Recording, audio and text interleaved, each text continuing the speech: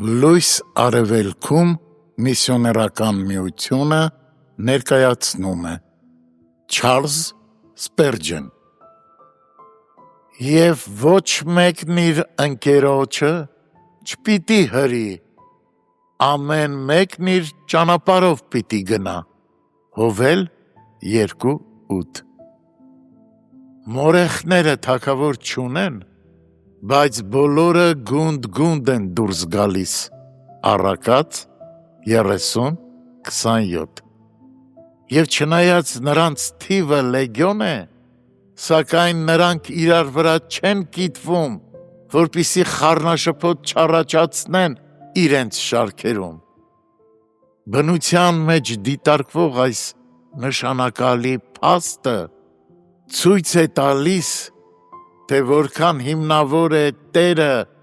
կարգ ու կանոնի հոգին ներդրել իր տիեզերքում, քանզի ամենափոքր կենդանի օրգանիզմներն անգամ նույնպիսի ճշտությամբ են վերահսկվում դրա կողմից, ինչ հսկա համաստեղությունները կամ հրեշտակային պատգամաբերները։ Հավատացյալների համար էլ խելացի կլիներ իրենց հոգևոր կյանքի ողջ ընթացքում ուղղորդվել դրանով։ Քրիստոնեական շնորհների մեջ ոչ մի առաքինություն չպետք է մյուս բարերարությունների հաշվին գոյատևի կամ զավթի դրանց տարածքները։ Սերը չպետք է խեղդի ազնվությունը, քաջությունը չպետք է դուրս մղի մարդկային բասկի տկարության գիտակցումը, համեստությունը չպետք է ճնշի ջերմեռանդությունը և համբերությունը չպետք է սպանի վճռականությունը։ Այսպես է նաև մեր պարտավորությունների դեպքում։ Դրանք չպետք է մեկը մյուսին խառնվեն։ Հանրային օգուտը չպետք է վնասի անձնական բարեպաշտությանը, եկեղեցական ծառայությունը չպետք է մի կողմ հրի ընտանեկան երկրպագությունը։ Լավ չէ Աստծուն առաջարկել մի բան, որը ներկված է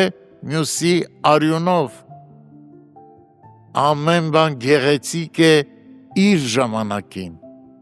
բայց ոչ այլ կերպ։ Հիսուսն ասաց փարիսեցիներին. այս պետք էր անել և նրանք չթողնել։ Ղուկաս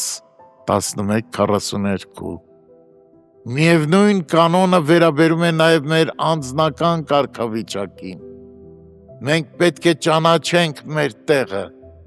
զբաղեցնենք այն և մնանք նրանում։ Մենք պետք է ծառայենք հոգուց մեզ տրված կարողության համապատասխան և չներխուժենք մեր ծառայակիցների տիրույթ։ Մեր Տեր Հիսուսը սովորեցրել է մեզ բարձր բաներ չցանկանալ, այլ հոժարել փոքրագույնը լինել եղբայրների մեջ։ Քավ լիցի, որ մենք նախանձոտ ու փառամոլ հոգի ունենանք։